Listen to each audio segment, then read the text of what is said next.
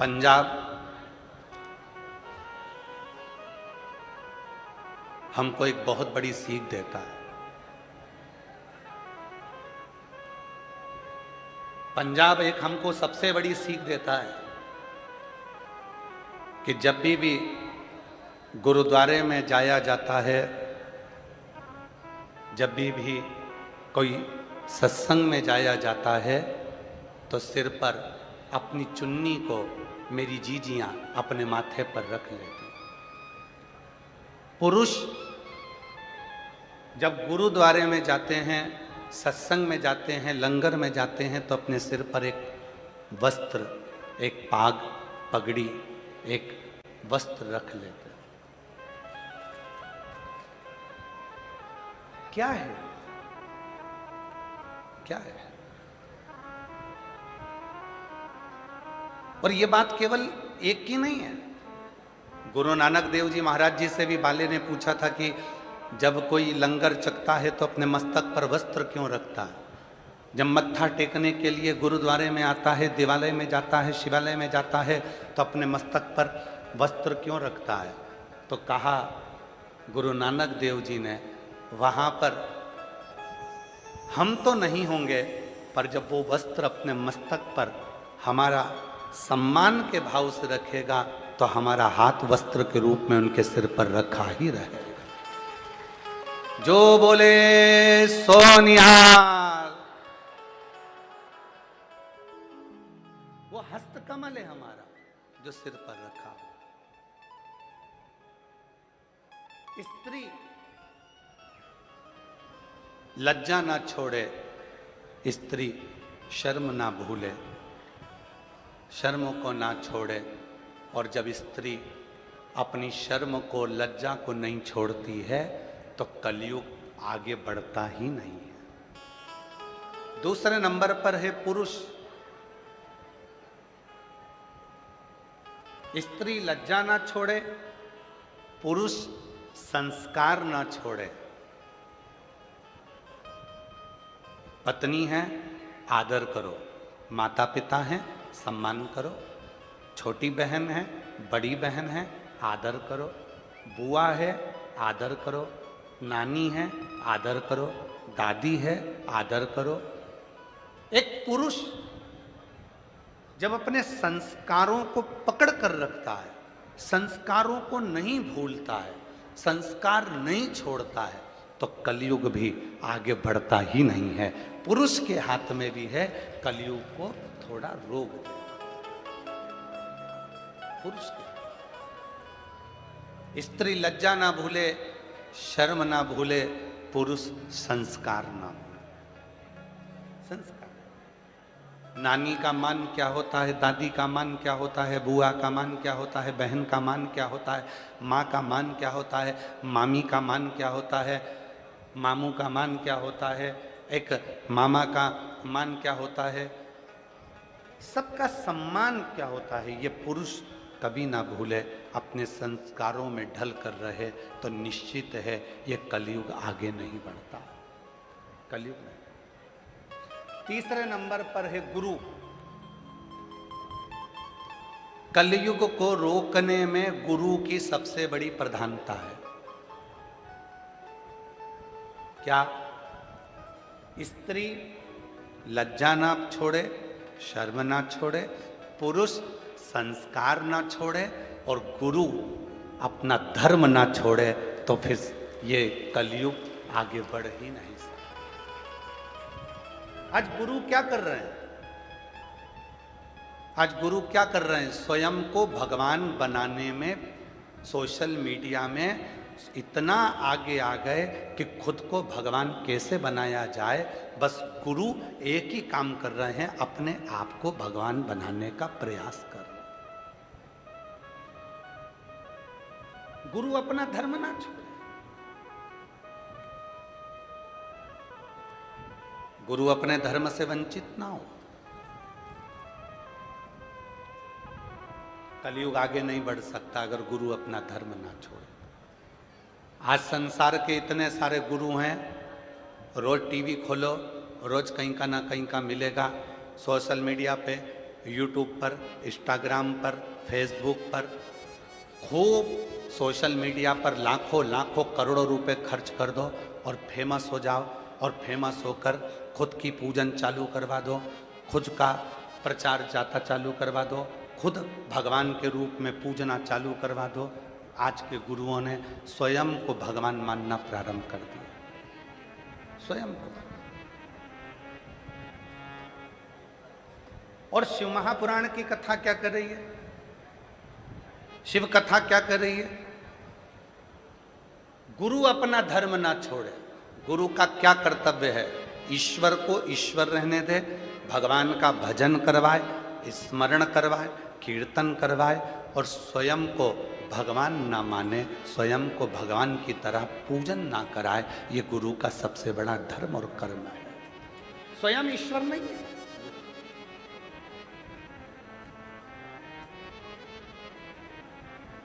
आज के गुरु ऐसे हो गए, स्वयं को ईश्वर का प्रतीक मानने लगे कि हम भगवान हैं, हमारी पूजन करो, आरती उतारो, हमारा दर्शन करो, हमको ही केवल भजो। ये सोशल मीडिया के गुरु हैं। जब तक सोशल मीडिया पे चलेंगे तब तक गुरु जी कहलाएंगे, और सोशल मीडिया से हटे कि इनको कोई गुरु मानने को तैयार नहीं हो। और इस व्यासपीठ से, भटिंडा की इस पवित्र भूमि से हम निवेदन करना चाहेंगे, भटिंडा की इस पवित्र धरा से भटकना छोड़ दो।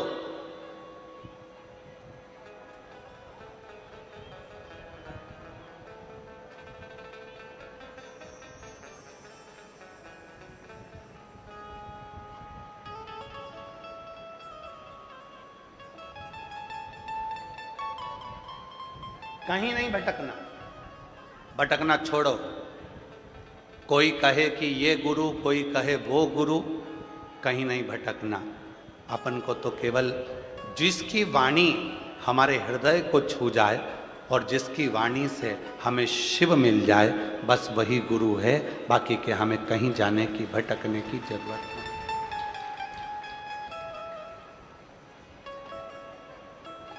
कितना सुंदर व्याख्यान है महाराज जी।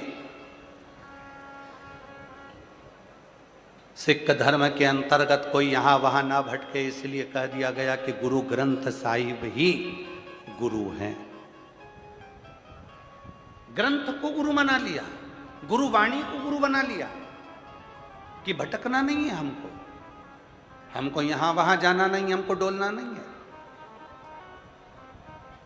पहले नंबर पर स्त्री कलयुग को रोक सकती है अगर वो अपनी लज्जा और शर्म को ना भूले। दूसरे नंबर पर पुरुष अगर वो अपने संस्कारों को ना भूले तो कलयुग को रोक सकता है। और तीसरे नंबर पर गुरु जो अपने आप को ईश्वर ना माने, ईश्वर को ईश्वर रहने दे और वो अपने धर्म को ना छोड़े, तो समझ लेना कि वो कलयुग को रोक सकता है। और चौथे नंबर पर है इंसान। इंसान अपनी इंसानियत ना छोड़े तो समझ लेना कि कलयुग आगे बढ़ने से रुक सकता है। आज इंसान इंसानियत नहीं करता, आज इंसान इंसानियत से दूर हो गया। घर के अंदर मम्मी का सिर दुख रहा है और एक बार जाकर नहीं पूछा कि मम्मा तुम्हारी तबीयत कैसी है। घर के अंदर पत्नी को तकलीफ हो रही है और एक दिन भी जाकर नहीं पूछा कि धर्म पत्नी से कि तेरे को तकलीफ क्या है। बच्चों को क्या चाहिए पूछने की जरूरत ही नहीं पड़ रही। मत जाओ दूसरी जगह, अपने घर के अंदर जो 4 लोग रहते हैं, अपने घर के अंदर जो 5 लोग रहते हैं, अपने घर के अंदर जो परिवार रहता है, आप कम से कम उसी से एक दूसरे से हालचाल तो पूछ सकते हो कि तुम कैसे हो, तुम हो कैसे।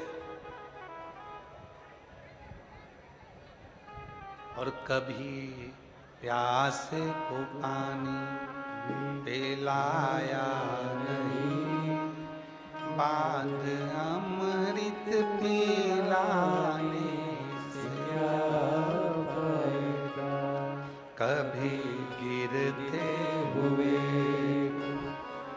उठाया नहीं, बाद आंसू बहाने से क्या फायदा।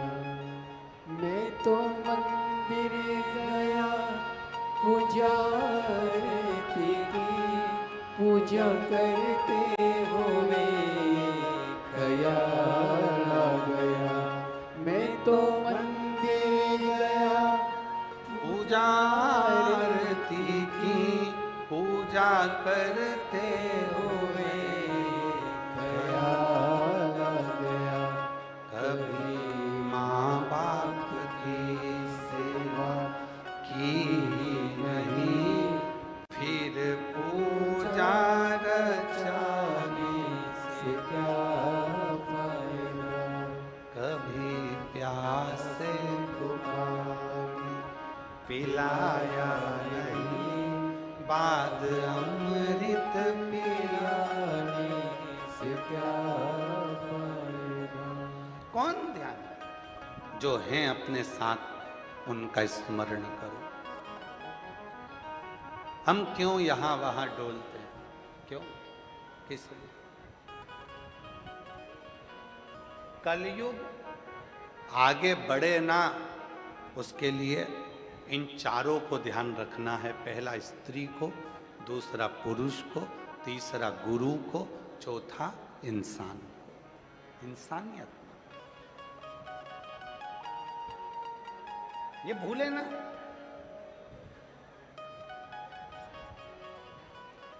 चश्मा कथा में रह गया ना, कोई बात नहीं।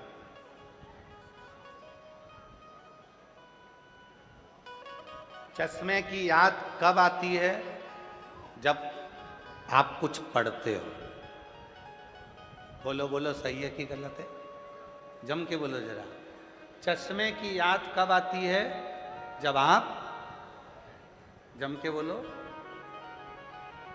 जब आप कुछ पढ़ते हो। तुम्हारे दांत पूरे निकल गए और एक डब्बी में दांत रखे थे, कहीं खो गए। बत्तीसी की याद कब आती है? जब कुछ, जम के बोलो, खाते हो। चश्मे की याद जब आती है जब कुछ पढ़ना होता है।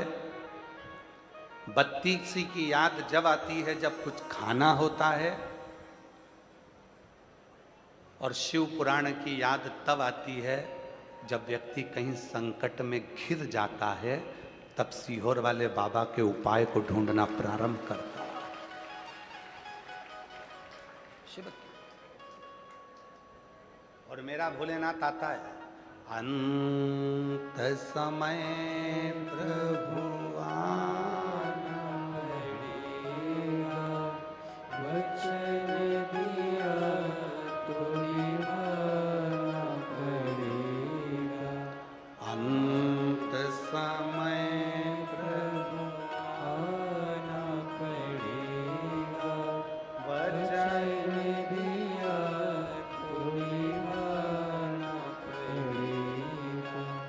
आए नाए प्रभु कुटुंब कबीरा, अंत समय प्रभु आना पड़ेगा, वचन दिया तो निभाना पड़ेगा। चश्मे की याद आई पढ़ते समय। चश्मा कहीं खो गया, कोई बात नहीं। बत्तीसी दांत कहीं खो गए, कोई बात नहीं।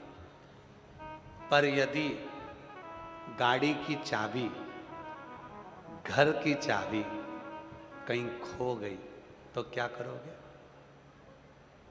घर जाकर खड़े रहोगे, फोन लगाओगे, बुलाओगे चाबी वाले को ताला खोलने के लिए? चश्मा खोया चलेगा, बत्तीसी खो गई चलेगी, पर चाबी खो गई नहीं चलेगी। एक प्रसंग है ना, भारत के 10 लोग मिलके अमेरिका घूमने गए और भारत के 10 लोग घूमने अमेरिका गए। वहां जाकर उन्होंने एक होटल का रूम लिया और वो होटल का रूम नीचे नहीं मिला, 100 मंजिल ऊपर मिला। एक व्यक्ति ने कहा, क्यों मैनेजर साहब, इतनी ऊपर कमरा दे रहे हो, उसकी जगह नीचे का दे दो। नहीं नहीं, 100 मंजिल ऊपर है, चाहिए? ठीक है, जाना आना, लिफ्ट लगी है, चले जाना, ठीक है। 100 मंजिल ऊपर कमरा ले लिया। वो भारत के गए हुए 10 लोग घूमने फिरने जाने लगे, आने लगे, लिफ्ट का बटन दबाते, चले जाते, आ जाते, बस यही चलता रहा। एक दिन वो शॉपिंग मॉल से शॉपिंग कर कर आए, अपने होटल के रूम के लिए आए, नीचे खड़े होकर उन्होंने लिफ्ट की बटन दबाई, पर लिफ्ट नहीं चल रही थी। मैनेजर ने कहा, आज लाइट नहीं है। लाइट नहीं है, फिर 100 मंजिल ऊपर कैसे जाएंगे? तो मैनेजर ने कहा कि ये सीढ़ियां बनी हुई है, सीढ़ियों से चढ़ जाओ। अब वो 10 लोगों ने विचार करा, 100 मंजिल ऊपर सीढ़ियों से चढ़ेंगे कैसे? तो इतने में उस मैनेजर से कहा कि हमको नीचे का कोई कमरा खोल दो, हम जरा आराम कर लेंगे और वो हम बाद में चले जाएंगे। नहीं नहीं, उसका चार्ज अलग लग जाएगा, तुम्हें ऊपर जाना। अब 10 व्यक्ति ने विचार करा, चढ़ेंगे ऐसे, तो क्या चले जाएंगे। एक काम करो, अपनी अपनी कोई बात निकाल दो, अपनी अपनी दुख भरी कथा कहना चालू करो, अब भी पहुंच जाएंगे। पहले ने अपनी दुख भरी कथा कही, 10 मंजिल ऊपर पहुंच गए। दूसरे ने अपनी दुख भरी कथा कही, 20 मंजिल ऊपर पहुंच गए। तीसरे ने अपनी दुख भरी कथा कहना चालू करी, 30 मंजिल ऊपर पहुंच गए। पांचवें ने कही 50 मंजिल, छठे ने कही 60 मंजिल, आठवें ने कही 80 मंजिल ऊपर पहुंच गए। 90 व्यक्ति ने कथा कही, 90 मंजिल ऊपर पहुंच गए। अब 10वें व्यक्ति से कहा, तू अपनी दुख भरी कथा कह। उसने कहा, मैं अपनी दुख भरी कथा कहूंगा तो तुम सब रो पड़ोगे, तो तेरी दुख भरी कथा है ऐसी क्या? तो कहा, मेरी दुख भरी कथा केवल इतनी है कि कमरे की चाबी नीचे रह गई है। तो कमरे की चाबी नीचे, चढ़ गए ऊपर। 80-90 मंजिल ऊपर चढ़ने के बाद याद आया कि कमरे की चाबी नीचे रह गई। कमरे की चाबी नीचे रह गई। 80-90 मंजिल चढ़ने के बाद आया कि कमरे की चाबी तो नीचे रह गई।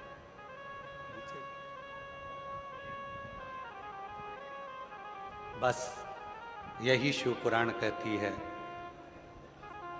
बहुत उन्नति की सीढ़ी पर चढ़ो, धन वैभव कुर्सी पद प्रतिष्ठा सत्ता सब कुछ आपको मिले, पर याद रखना शिव पुराण रूपी चाबी नीचे मत भूल जाना।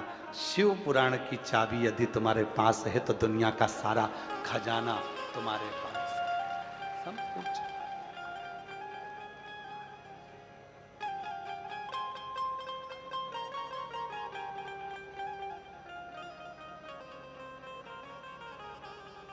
तेरे दर पे आके मुझे क्या मिला है, तेरे दर पे आके मुझे क्या मिला है। मैं जानता हूँ या वो जानता है, मैं जानता हूँ या वो जानता है। तेरे दर पे आके मुझे क्या मिला है, तेरे दर पे आके मुझे क्या मिला। ये सब कुछ जानने वाला कोई दूसरा है ही नहीं। चश्मा भूल जाएगा चलेगा, बत्ती सी भूल जाएगा चलेगा, चाबी नहीं भूलना चाहिए।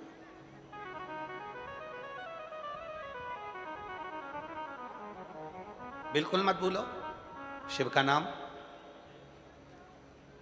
भगवान शंकर का स्मरण,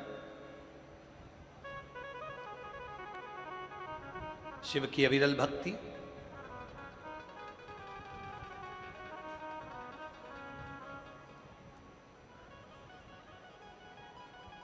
एक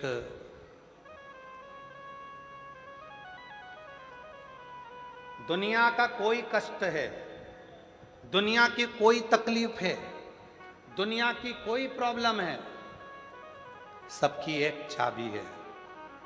श्री शिवाय नमस्तु, श्री शिवाय नमस्तु, श्री शिवाय नमस्तु। दुनिया की एक चाबी है, उस शिव का नाम।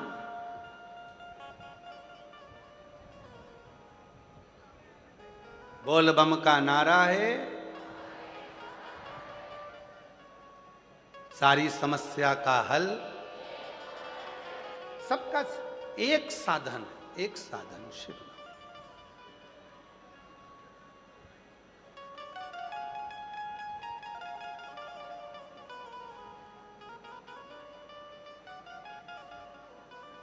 आज एक प्रसंग स्मरण में आ रहा है। एक हमारे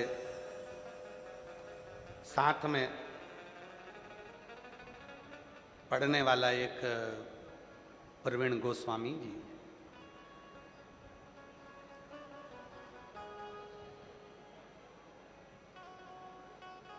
और प्रवीण गोस्वामी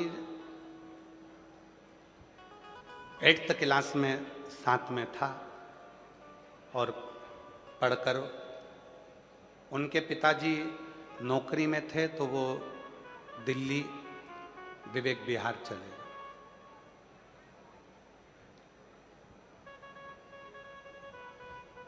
और दिल्ली विवेक विहार में वो रहने लगे, और वो प्रवीण भी कार्य में लग गया। पर क्या काम करता था बहुत पहले का स्मरण था, तो ध्यान नहीं था कि वो कहाँ हैं।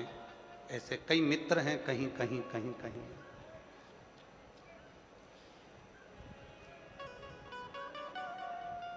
कई लोग हैं।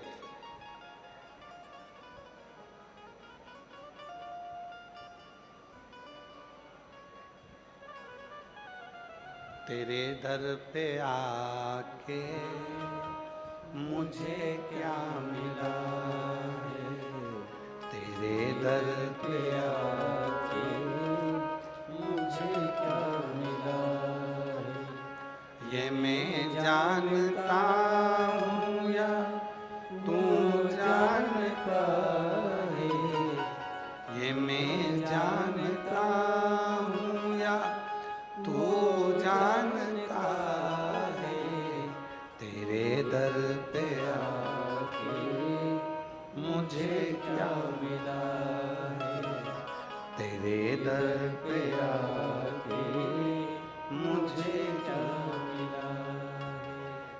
तेरी रहमतों का एक आसरा है, तेरी रहमतों का एक आसरा है, तेरी रहमतों का एक आसरा है, तेरी रहमतों का एक आसरा है, ये मैं जानता हूँ या तो जानता है, ये मैं जानता हूँ या वो जानता है, तेरे दर पे आके मुझे क्या मिला है, तेरे दर पे आके मुझे क्या मिला है।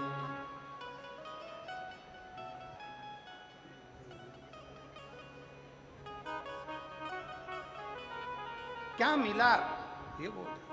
तो वो दिल्ली चले गए, दिल्ली में विवेक विहार में वो रहने लगा। अब समय निकलते निकलते निकलते निकलते ऐसे कई साल निकल गए और मिलना नहीं हुआ। अब कक्षा 8वीं का स्मरण, और अब सालों हो गए, सालों निकल गए। कोरोना काल में उसका खूब अच्छा काम था, कोई फैक्ट्री मैक्ट्री आदि का आदि बहुत अच्छा काम काज था। और हमको मालूम नहीं था कि कोई फैक्ट्री मैक्ट्री और अधिक काम इसका ट्रांसपोर्ट वगैरह का है। और वो 2,84,00,000 रुपए के कर्जे में वो आ गए। और हमसे तो कभी मिला नहीं, 8th क्लास के बाद में कभी उसका और हमारा मिलना हुआ नहीं, कभी नहीं मिले। कोरोना काल आया, व्यापार नीचे गया, पूरे कोरोना में वो कर्जे में हो गया। कर्जे में होने के बाद उसकी धर्म पत्नी भी बच्चों को लेकर मायके चली गई। 4 भाई थे, चारों भाइयों ने हाथ ऊंचा कर दिया, तूने कर्जा करा, तेरा पैसा गया। और भाइयों ने भी साथ छोड़ दिया। उसने कहीं टीवी पर कथा देखी और वो पहचान गया कि ये सीहोर वाला प्रदीप मिश्रा है, जो हमारे साथ 8th क्लास में पढ़ता था। नंबर निकाला, सीहोर ऑफिस फोन करा, ऑफिस से नंबर लिया, बात हुई आशीष के मोबाइल से। तो कहा मैं प्रवीण बोल रहा हूँ। हमने कहा प्रवीण कौन? कहा 8th क्लास में पढ़ते थे, याद है? अब इतने स्मरण में आया। हाँ हाँ। कहाँ हो? कहा दिल्ली हूँ, विवेक विहार रहता हूँ। अच्छा, फिर इतने सालों के बाद कहाँ 8th क्लास और कहाँ? अब याद कैसे किया? टीवी देख रहा था तो तुम दिख गए, और दिख गए तो मन में आया कि एक बार बात करूं। बहुत उलझन में फंसा हूं, बहुत उलझन। क्या उलझन आ गई? कोरोना काल में सारा पैसा डूब गया, 2,84,85,00,000 के करीब में चला गया। पूरी फैक्ट्री डाउन हो गई, सब कुछ डब हो गया, कुछ भी नहीं बचा। सब ने साथ छोड़ दिया, पत्नी और बच्चे भी चले गए, अपने मायके गई है। और अब क्या कर सकते हैं? तो हमने कहा भाई देखो, हमको तो कुछ आता है नहीं। अरे टीवी पर तुम्हारी कथा चल रही है, कोई दिल्ली में तुम्हारा परिचित है क्या? उससे कभी मिलवा दो, कोई सपोर्ट मिल जाए, सहयोग मिल जाए। तो हमने कहा भैया हमारा तो एक ही परिचित है, श्री शिवाय नमस्तभ्य, एक ही परिचित है और वो केवल शिव है। अरे भाई बहुत कर्जा है, कोई मिल जाए जो थोड़ा बहुत सपोर्ट। हमने कहा मुश्किल। एक है वो कर्जा नहीं देता, खुद कर्जे में रहता है, और उसका नाम महादेव है, शिव है, शंकर है, ओघड़धाम। चलो ठीक है, मेरा पैसा वापस कैसे आएगा? हमने कहा देखो पहले समय अच्छा चल रहा था ना, हाँ पत्नी भी थी, हाँ बच्चे भी थे, हाँ परिवार भी था, हाँ भाई भी साथ में थे, हाँ समय अच्छा चल रहा था, काल अच्छा चल रहा था। अब तेरा काल, तेरा समय बेकार हो गया तो घबराना नहीं। घड़ी बनाने वाला, समय बनाने वाला, काल बनाने वाला उस महाकाल को याद करना प्रारंभ कर दे।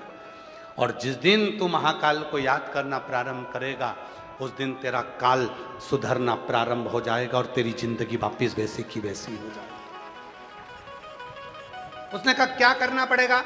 हमने कहा प्रदोष का समय हो, प्रदोष का समय। तो उसने कहा प्रदोष का समय कब होता है? तो हमने कहा शाम का समय, सूर्य डूब रहा हो, उस समय पर चंद्र अपनी जगह पर आ रहा हो, और प्रदोष का जो समय होता है, दोनों के मिलन का जो समय होता है, उस समय पर बस एक लोटा जल सामने भरकर तैयार रख और आवाज लगा, काल हर, कष्ट हर, दुख हर, दारिद्र हर, खुशी की लहर कर, नमः पार्वते पते हर। बस बोलना प्रारंभ कर, काल हर, कष्ट हर, दुख हर, खुशी की लहर कर, उसने कहा इसके बोलने से कष्ट कट जाएगा। हमने कहा प्रदोष काल में जब घड़ी बनाने वाले को याद करोगे, काल अधिपति को याद करोगे और चिल्लाकर जब उससे पुकार करोगे, बच्चा रोता है तो माँ गोदी में लेकर दूध पिलाती है, छोटा बच्चा जिद करता है तो पापा फिरकी भी दिला देते हैं, छोटा बच्चा रोता है तो दादी फिंगर बनाकर रोटी का गुट्टा दे देती है। और तू अगर दिल से पुकारेगा, काल हर, कष्ट हर, दुख हर, दारिद्र हर, खुशी की लहर कर, नमः पार्वते पते हार। जब तू बोलना प्रारंभ करेगा, तेरा कष्ट भी हरेगा, काल भी हरेगा, दुख भी हरेगा, दारिद्र भी हरेगा और खुशी की लहर करेगा। उसने नियम बना लिया, शाम के समय पर चिल्लाता, शिव जी को आवाज लगाता, शिव जी को।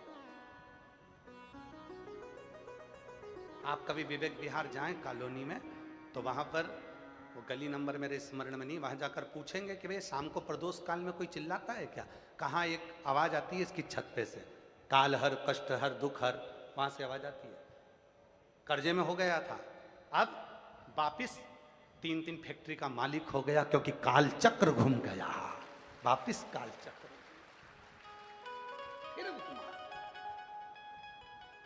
किसकी सामर्थ्यता है? पैसा देने वाला पैसा दे सकता है पर समय चेंज नहीं कर सकता।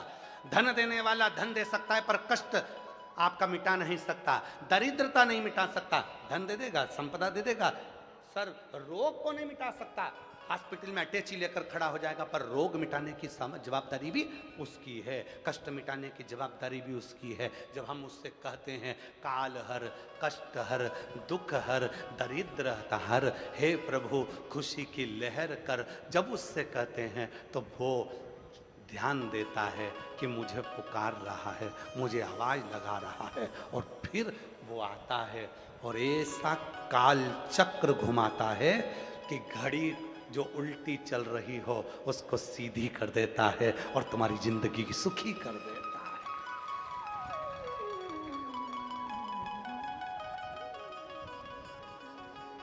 सुखी कर। कब याद किया उसने? कक्षा 8वीं में पढ़ता था और टीवी पर देखा कोरोना काल में, तब याद आई कि हाँ प्रदीप जी है, बात करते हैं उनसे। क्यों लगाया? कोई दिल्ली में उनका परिचित होगा। हे भैया, हमारे दो ही रिश्ते, हमारे दो ही रिश्ते,